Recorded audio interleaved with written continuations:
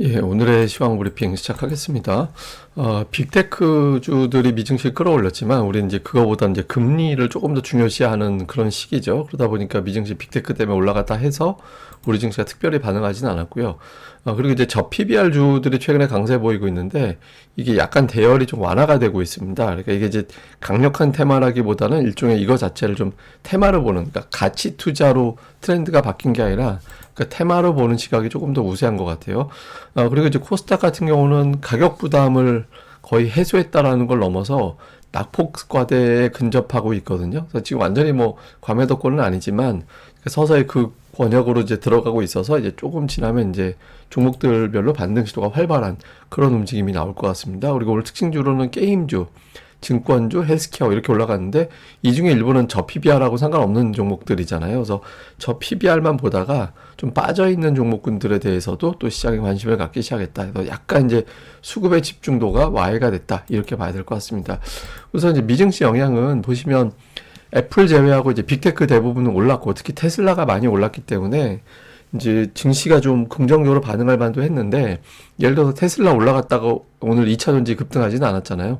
테슬라 올라간 게 그 아크 인베스트먼트에서 매수했다라는 이유 때문에 올라간 측면도 있거든요. 그래서 근데 아크 인베스트먼트가 우리나라 주식 매수한 건 아니니까 이것 때문에 이제 이 자체보다는 좀 금리 쪽으로 봐야 된다. 그리고 이제 빅테크는 저 보시다시피 미국의 빅7 종목, 그러니까 빅7 종목들은 실적 추정치가 상향 조정되고 있는데 그 외에 S&P 500이나 7을 제외한 493개 종목은 실적 추정치가 낮아져 있는 상태잖아요. 그러니까 이게 쟤네들이 잘나서 올라가는 거지 글로벌 증시에 어마어마한 영향력을 또 의미를 부여할 정도의 상황은 아니다. 그래서 미증시 자체가 오늘 올라갔다고 해서 거기에 대해서 반드시 이제 반응할 정도는 아닌 것 같다. 뭐 이렇게 보는 시각이 있었던 것 같고요.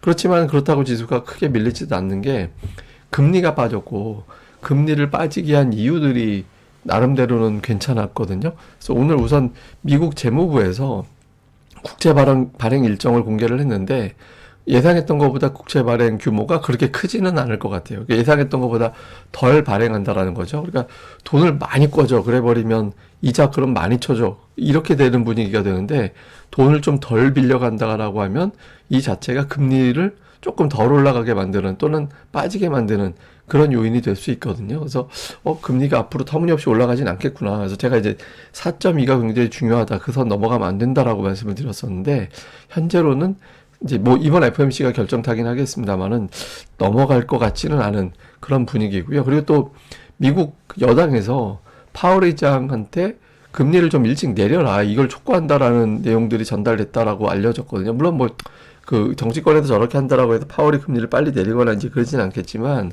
그러면 저게 너무 생떼 쓰는 거 아닌가? 근데 완전히 근거 없는 얘기는 아니에요. 그러니까 이건 뭐냐면 연율, 그러니까 3개월 또는 6개월을 갖다가 이제 추세로 따르고 본 겁니다. 그러니까 1년 전 얼마 이런 게 아니라 최근 3개월 또는 최근에 6개월 정도 추세로 봤을 때 어떻지? 라고 따져보는 건데 3개월도 마찬가지고 6개월도 마찬가지고 연율로 보면은 이미 2% 이하로 내려왔거든요. 그래서 굳이 저거를 뭐 PCE가 됐든 CPI가 됐든 2%까지 기다릴 필요 없다. 이미 금리는 물가는 2% 정도로 내려와 있는 상태다. 지금 현재가. 그렇기 때문에 내려야지. 안 내리면 임대료, 그러니까 이자 비용이 너무 커지니까 그것 때문에 임대 비용을 더 많이 지불해야 되는 상황이 생겨서 오히려 물가를 안 떨어지게 한다. 뭐 이런 주장들을 하고 있대요. 그래서 요런 압박들. 그러니까 이게 이제 다시 3월은 어렵더라도 정말 5월이나 또는 6월에는 내리겠구나라는 어떤 기대감을 자극하게 되죠. 그래서 국채 금리가 여기서 엄청나게 뛸 가능성은 지금으로서는 좀 낮아졌다. 이렇게도 봐야 될 것 같습니다.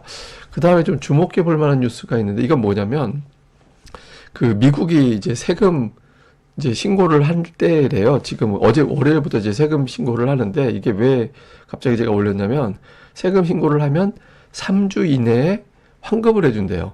예, 환급을 해주니까 그러면 지금부터 3주 정도 후가 되면 2월 중순 정도 될 텐데 초반 중반 될 텐데 그때 되면 이제 환급받은 돈 중에 일부는 뭐 소비가 될 거고 또 일부는 주식 투자를 하게 될 거고 뭐 이렇게 되거든요. 그래서 보통 증시에서는 요게 유동성 플러스 알파가 되는 거 아닌가? 뭐 이런 어떤 해석이 좀 되는 것 같아요. 그래서 이게 이제 좀 3주, 한 달 정도 지난 이후에 주식시장의 어떤 유동성 기대감으로 좀 작용이 되는지 요걸 좀 볼 필요가 있고, 이건 뭐 앞서 말씀드렸던 거니까 중복되니까 제가 빼겠습니다. 그 다음에 이제 오늘도 저 PBR 주들이 움직였는데, 근데 이제 보시면 윗꼬리가 굉장히 길게 달리고 또 중요한 어떤 저항대를 돌파하지 못하고 막히는 그런 모습이 있었거든요. 그러니까 이게 이제 쭉쭉 밀고 올라가다가 이게 테마 아닌가? 이게 무슨 가치 투자한다고 계속 돈을 장기적으로 묻어놓는 자금이 아니라 단타치로 들어온 돈 아닌가? 이런 생각도 일부는 좀 갖고 있는 것 같아요. 그래서 뭐 이런 종목들이 올라가다가 좀 멈칫했다라는 거는 자금의 성향에 상당 비중은 이제 단타성 자금이 좀 포함되어 있다. 이렇게 봐야 되는 거죠. 그래서 지금부터는 제가 보기에는 전체가 가치 투자, 뭐 PBR, 저 PBR 투자 이게 일제히 가기보다는 종목별 장세로 좀 전환되는 그런 시작이 된 거 아닌가 이렇게도 봐야 될 것 같습니다. 아침에 제가 올려드린 건데 이게 업종별로 PBR 보면 증권, 건설 뭐 이런 것들이 PBR이 상대적으로 낮고 최근 들어서 주식시장에서의 흐름도 상대적으로 좀 좋았잖아요. 오늘 철강주 올라갔는데 이 종목 업종도 PBR이 좀 낮은 종목들이고 그래서 이쪽에서 조금 시장에서 관심을 갖고는 있는데 이제부터는 아마 여기서 좀 업종별로 종목별로 좀 와해가 되면서 조금씩 차별화가 되기 시작하는 그런 형태로 전개가 될 가능성이 있다. 이렇게 이제 보면 될 것 같습니다. 그다음에 수급에서는 오늘 외국인들이 약간 팔았습니다. 근데 특정 업종 쪽에 매도가 좀 많이 집중돼서 그렇지 매수한 업종이 더 많았고요. 코스닥은 매수했고 선물은 하루 만에 다시 또 매도로 바뀌었거든요. 근데 매도한 종목 보면 전차, 그러니까 삼성전자 팔고 현대차 팔고 근데 보시면 반대쪽에 기아가 들어가 있어요. 그러니까 자동차 내에서도 좀 엇갈리는 그런 모습을 좀 보인 게 특징이었죠. 그리고 네이버 팔고 카카오는 사고, 그다음에 이제 금융주는 골고루 좀 사들이는 그런 모습을 좀 보였고, 그래서 약간 이제 외국인들은 그 좀 전차에서 1등주, 1등주 쪽에 조금 매도, 그러니까 네이버 카카오 있으면 1등주 네이버 팔고 뭐 이런 식으로 이제 그런 식으로 좀 매매를 하는 그런 모습을 좀 보였고요.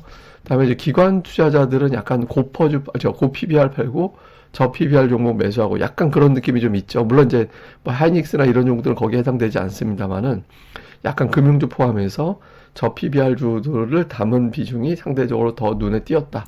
이렇게 보면 될 것 같고요. 외국인들 코스닥 시장에서는 HRB가 이제 매수 1위로 올라왔고, 그다음에 한컴, 뭐 이런데 잘 보면 종목이 어떤 공통점이 있냐면 한가닥 했던 그 어제 용사들 종목들 있잖아요. 그러니까 한 번씩 정말 큰 시세가 터졌던 종목들 있죠. 그러니까 여기 쪽에 좀 매수가 들어가는 이게 그래서 제대로 된 매수인지 아니면 뭐 좀 투기적인 거래인지는 알 수는 없지만 한가닥 했던 종목들 쪽에 매수가 들어가 있는 게 특징이고요. 기관은 오늘 업종별 특징이 좀 있었습니다. 그러니까 반도체가 매수에 좀 많이 들어가 있어요. 그래서 가스통이 매수 1등이었잖아요. 제가 GST를 가스통이라고 부르는 버릇이 있어서 어쨌든 GST가 순매수 1위 들어가 있었고 그 아래쪽도 뭐 주성 엔지니어링, 하나마이크론, PSK 홀딩스, STI 등등의 종목들, 그러니까 이제 좀 반도체 쪽을 많이 빌드업을 하는 느낌이라서 이쪽 종목에서의 또 차별화 장세가 좀 진행되지 않을까 이렇게도 보여집니다. 자, 시장 정리해 보면 이제 빅테크 실적이 본격적으로 나옵니다. 부정적으로 보는 시각이 은근히 좀 있었어요. 실적 노출되면 이렇게까지 올라와 있는 상태에서 실적 또는 가이던스가 약간만 흔들려도 큰 조정의 빌미가 된다. 이런 주장이 있었거든요. 실제로 되는지. 그 다음에 이제 저 PBR주도 하나의 테마화가 됐다. 이게 이제 무슨 얘기냐면 테마라는 거는 굉장히 장기로 가는 건 아니잖아요. 그래서 이제 이 안에서도 테마화 됐다면 대장주 또 그 아닌 종목들 이렇게 좀 구분되면서 차별화가 될 가능성이 있거든요. 그래서 제가 뭐 어저께 어떤 종목 이렇게 얘기하면서 여기까지 찾아서 매수할 정도면 갈 때까지 간 거다라고 제가 그런 식으로 표현한 적이 있었는데 그게 오늘 되게 많이 올라가더라고요. 그래서 엄청나게 급등한 건 아니지만 하여튼 그래서 약간 이제 PBR이 한 번씩 투자돼 한 번씩 다 해집고 다녔기 때문에 이후부터는 좀 차별화되는 형태로 바뀔 가능성이 있다. 이렇게 봐야 될 것 같고요. 다음에 이제 외국인들의 현물과 선물이 일관성은 없죠. 그러니까 선물은 한 방에 다시 또 매도로 바뀌어버렸는데 제가 보기에는 매도로 또 일방적으로 계속 흘러만 가지는 않을 것 같습니다. 그러니까 지금부터는 또 매수 매도하면서 치고받기 하다가 이제 좀 매수하는 그런 빈도가 조금 더 잦아지지 않을까 이렇게 보고 있거든요. 그래서 조금은 오락가락하지만 이제 조금씩 풀어질 가능성이 있다 이렇게 봐야 될 것 같고요. 오늘 뭐 그 저 PBR 주만 올라간 게 아니라 뭐 증권에서 저 PBR로 해당됩니다. 뭐 HBM이나 헬스케어나 이런 류의 어떤 기업들도 선별적으로 올라가서 조금 종목들을 다른 쪽 종목들도 보기 시작한 그런 움직임이 있다. 이것도 봐야 될 것 같습니다.